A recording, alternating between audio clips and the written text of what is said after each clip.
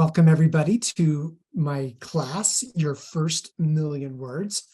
This class is kind of the story of my author's journey, and I hope that there's some tidbits from it that will be helpful to you in yours. Some of these principles I still apply today in my writing and things that I've learned along the way, and I hope that you like it. The story, my author's journey story, actually began not in high school, but at this school. This is my junior high school in the Bay Area in California. And it actually begins at the library, as it was the library at this junior high school that is where I found a book that made me want to become an author.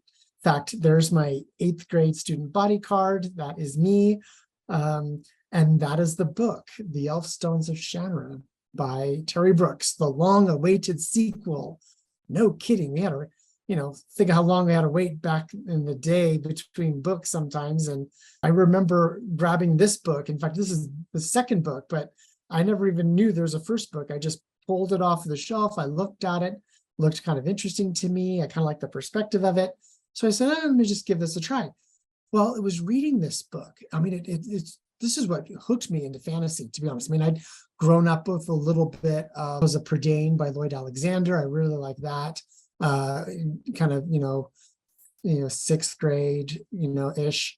But it was this book that I read that I still remember by the time I got to the end, that just how it made me feel. And I had this thought back then, that I want to make people feel the way this book made me feel. I want to be able to just capture people and suck them into a story and make them almost cry or make them feel things. And it's interesting because almost those exact same words I came across recently in an interview with Dallas Jenkins, who created The Chosen, which is one of my family's favorite TV shows. And he was talking about, for him, it was movies. It was certain movies that lit something in, like it flipped a switch for him, that it's like, I want to be able to make movies. Well, for me, it was this book, The Elfstones of Shannara and Terry Brooks, that made me say, I want to be an author. And it's why, while I was in high school, I wrote several novels. We'll talk about that in a little bit, just because that kind of kindled the desire inside of me. My story, though, many, many years later, writing in high school, writing in college, I think that one of the biggest turning point moments for me, though, happened at this location in the town of Corte Madera in California. There is a bookstore called The Book Passage. And I remember when Gina and I were living in the Sacramento area, I was getting back from work one day from Intel, and I was picking up the mail from, the big mailbox that we had in our neighborhood where, we all had to go open our box to get our mail. And I pulled it out, and there was an advertisement from The Book Passage. And inside the advertisement, what stood out to me was Terry Brooks was going to be at The Book Passage, not for a book signing, but he was going to be there to teach a writing seminar, like an all-day writing seminar on a Saturday. And I saw that, and I was like, oh my gosh, this is Terry Brooks. This is somebody who has inspired me, for so many years. I've got to attend this class. So I remember, pulling into the garage and showing Gina, saying, like, I've got to be there. I've got to do that. And she's like, of course you do. Well, one of the things about it, though, is you had to turn in a sample chapter of something you had written. It's all very nerve-wracking, right? Because he's sharing his candid feedback with us, and he's just, being very brutally honest with all of us. And so it was making us very nervous. But he had done he had read mine and gave me very positive feedback. And so halfway through the session, we stop for a break and we go to this little cafe, and you can see it, there on the picture. So I remember going there and getting a sandwich and stuff, and I sat on this little table for two.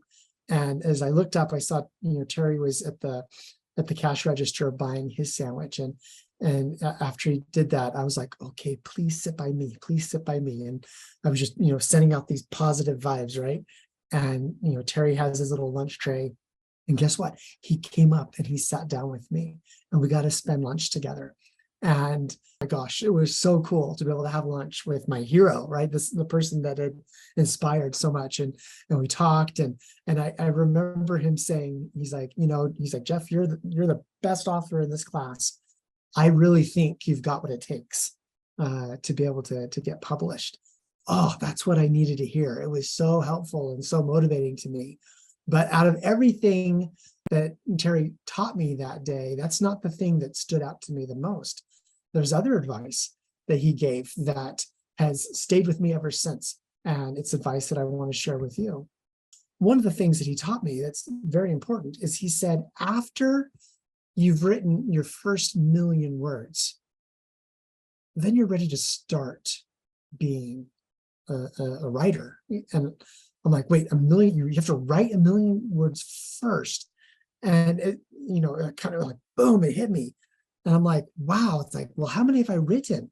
So after I drove home from that writing seminar, and I started adding up, like, okay, I didn't count it page by page, but like, okay, how many words on a page did I write for these books? So in high school, I wrote a trilogy plus, I wrote 5 books while I was in high school. And you can see on the chart, this is a very lonely profession. Like, everybody else is playing video games and watching TV and movies, and I'm up in my bedroom writing books just for fun. While I was in college, I wrote, The Wishing Lantern. I wrote Landmore 7 times. Like, I would write it and then I'd throw it away and I'd start over again. I'd do it again 7 different times that I wrote that novel. It's a sequel, Silverkin. I published articles. I published stories that I wrote. I also wrote several drafts of different novels, also that are unpublishable and won't ever be published. And I added all that up together, and it came up to almost 1,000,000 words. It's like 980,000 words. And I'm like, oh my gosh, I've put in a lot of work. And so I made a decision at that point. And the decision that I made was I threw all that stuff away. I said, all that stuff is practice. All of those stories, everything I did is just practice. And then I proceeded to write. And the very next thing I wrote was The Wretched of Mirrorwood. Since then, I've written, I wrote the Mirrorwood trilogy, the Merowyn trilogy, the Covenant of Mirrorwood trilogy, the King Fountain series, the Harbinger series, Grave Kingdom. I mean, I've written a lot of books since then. In fact, it's now over 3,000,000 words. But it was that advice, after you've written your first 1,000,000 words, then you're ready. You're ready to start. And I just found that to be true, because the book of mine that finally found success was The Wretched of Mirrorwood. And that's where I crossed the 1,000,000 word count. And so I have found that advice has been very true. And that we all, if you want to get good at this craft, very few authors that I know landed a publishing deal with the very first book that they did. And you might be discouraged by that. You might be like, well, why would I want to waste my time writing a book that's never going to get published? Well, how else are you going to get the experience? How else are you even going to know what's publishable unless you've actually practiced